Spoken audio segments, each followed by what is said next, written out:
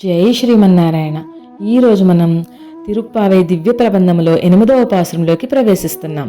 ఈ పాసురంలో ఆండాళ్ తల్లి గోపికల బృందంతో కలిసి వెళ్తూ తమతో ఇకనూ కలవకుండా ఆ కృష్ణుడే తన వద్దకు వచ్చినని ధైర్యంతో నిద్రించుచున్నటువంటిది మరియు ఆ కృష్ణ పరమాత్మకు కూడా కుతూహలము రేకెత్తించు విలాసవతి అయిన 3వ గోపికను ఈ విధముగా మేల్కొలుపుతున్నారు.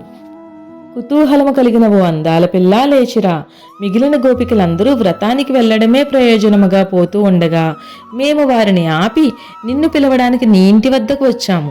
తూర్పు దిక్కున ఆకాశం తెల్లవారుతోంది. నల్లని గేదెలు సిరివీడు మేయడానికి వెళ్ళిపోతున్నాయి.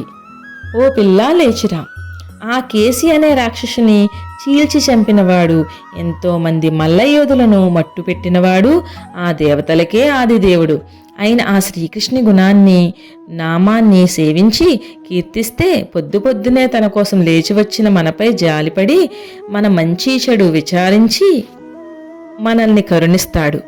మనకు కావలసిన వ్రత సాధనం అయిన పరాను కూడా ప్రసాదిస్తాడు అని ఆండాళ్ తల్లి ఈ పాసురంలో గోపికలను నిద్రలేపడం జరిగినది. ఆండాళ్ దివ్య తిరువడుగులే శరణం.